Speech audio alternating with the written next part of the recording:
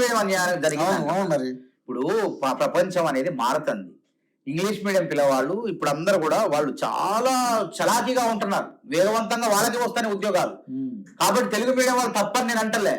Telugu medium మరి ఏమంటాం మనం, దిద్దిన వాళ్ళు ఏమనందాం, దిద్దిన వాళ్ళు అంటే ఇంగ్లీష్ మీడియం వాళ్ళు వికీపీడియా ఆధారంగా ఎందుకు చేస్తారు రకరకాలుగా. అది అసలు వికీపీడియా అంతా అయిపోయిందని కోర్టులే కొట్టేసింది దాన్ని. ఇప్పుడు 11వ తారీఖు ఒక జడ్జిమెంట్ ఉంది.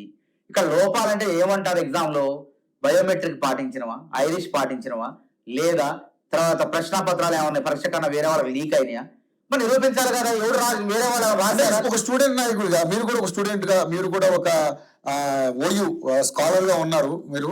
కానీ మరి ఇలాంటి అంశాలని స్టూడెంట్స్ నుంచి మాట్లాడాలి. మేము ప్రభుత్వం మాట్లాడుతున్నాం, నిరుద్యోగం మేము ఎప్పుడు మాట్లాడతాం. పరీక్షలు నిజంగా ఈ కాంగ్రెస్ ప్రభుత్వం టీజీపీఎస్సీ పరీక్షలు అవకతవకలు చేస్తే మేమే బయటకు వచ్చా ఇది మంచిది కాదు, నిరుద్యోగులకు అన్యాయం చూద్దాం మేము అంటాం. వచ్చిన నష్టం ఏవైతే అంశాలు తలా తోకాలేని అంశాలు అసలు ఈ ప్రశ్నలే కావు. మూల్యాంకనం నువ్వు చూసినావు పోయి ఎంత చిల్లర మాటలు మాట్లాడతారు కొంతమంది. అందులో వాళ్ళు మాట్లాడే వాళ్ళందరూ కూడా క్వాలిఫై కానివాళ్ళు, మళ్ళీ మెయిన్స్ రాయని వాళ్ళు వీళ్ళంతా మాట్లాడేవాళ్ళు, ప్రిలిమ్స్ క్వాలిఫై కానివాళ్ళు వీళ్ళంతా మాట్లాడే స్టూడెంట్ లో కన్నా అవమానించినట్టు అవుతుంది. మెయిన్స్ రాయని వాళ్ళు ఎవరైతే ఉన్నారో ప్రిలిమ్స్ క్వాలిఫై కాని వాళ్ళు మాట్లాడే మాటలయ్యి అందరు కాదు, 4-5 కూర్చొని పేడ్ బ్యాచ్ ఉన్నారన్నమాట బీఆర్ఎస్ కి. ఆ బ్యాచ్ వాళ్ళు కావాలని. కాబట్టి రేపు జడ్జిమెంట్ ఉన్నది, జడ్జిమెంట్ మేము గౌరవిస్తాం. అది ఏ తీర్పు వచ్చినా, అందుకే ప్రభుత్వం కూడా జాబ్ క్యాలెండర్ ఎందుకు జాబ్ ఆ జడ్జిమెంట్ చూసుకోవాలి. ఆ జడ్జిమెంట్ పరీక్ష ఇస్తే ఫలితాలు ఇచ్చేస్తాం వెంటనే ఆల్రెడీ సర్టిఫికేట్ వెరిఫికేషన్ అయింది. సర్టిఫికేట్ వెరిఫికేషన్ కూడా చూడండి ఎంత పారదర్శకంగా జరిగిందంటే, సర్టిఫికేట్ వెరిఫికేషన్ అడిగిన వాళ్ళు 523 మంది వస్తారు. 21,000 మంది రాసినా 523 మందికి ఉద్యోగాలు వస్తాయి. మిగతా వాళ్ళంతా అసంతృప్తితో ఉంటారు. అది సహజం. 1,00,000 మంది అప్లికేషన్. అదే 523 పోస్టులకి ఇంటర్వ్యూ పోయిన వాళ్ళు అడగండి, సర్టిఫికేట్ వెరిఫికేషన్ పోయిన వాళ్ళు అడగండి. వాళ్ళ prelims hall tickets, mains hall tickets, మళ్ళా ఐరిష్, బయోమెట్రిక్ రాసింది వీళ్ళ ఏదైనా అభ్యర్థి అని జాగ్రత్తలు పాటించి సర్టిఫికేట్ వెరిఫికేషన్ చేసి అట్లా ఆపారు హైకోర్టు చెప్పడం వల్ల. కాబట్టి 11వ తారీఖున హైకోర్టు తీర్పు వస్తుంది. మాకేం అవసరం అండి, హైకోర్టు ఆపమని చెప్పింది, ఆపుతూ మళ్ళీ పెడతాం పరీక్ష. దమ్ముంటే వస్తుంది నీకు, లేకపోతే రాదు. నీలో సత్తా ఉంటే వస్తుంది, లేకపోతే రాదు. నువ్వు ప్రిలిమ్స్ క్వాలిఫై అయితే రాయడుగా మళ్ళీ ఎన్నిసార్లు రాసుకుంటే అదే కదా. 13 ఏళ్ళ నుంచి పరీక్ష ఇది 13 ఏళ్ళ పరీక్ష. 30 ఏళ్ళకి 40 ఏళ్ళు వచ్చినాయి, 43 ఏళ్ళు వచ్చినాయి.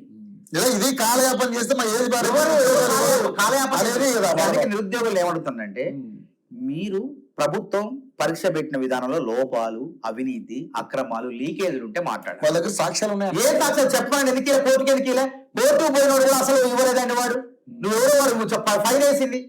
కోర్టుకు పోయినోడు కూడా నువ్వెవరో చెప్పట్లే. నువ్వు ప్రభుత్వ ఉద్యోగులు పోయారు అంతా కూడా, మళ్ళీ ప్రభుత్వ ఉద్యోగులు వాళ్ళంతా చాలా మంది ఇంత తప్పుదారి పట్టించే ప్రయత్నాలు, కుట్రలు, కుతంత్రాలు చేస్తే ఆగుతాయండి. ధర్మం అనేది గెలుస్తుంది ఎప్పటికైనా. ఇప్పుడు ధర్మం చేయిస్తున్నారు మరి పోలీసులతో.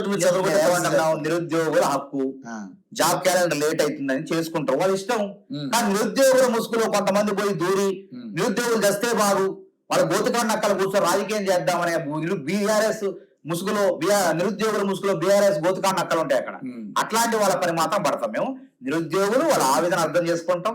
వాళ్ళ జాబులు రావాలని వాళ్ళ కోరిక ఉంటది, నోటిఫికేషన్ ఇవ్వాలని కోరిక ఉంటది, జాబ్ క్యాలెండర్ వేయాలని అడుగుతారు, తప్పులేదు మేము దాంట్లో.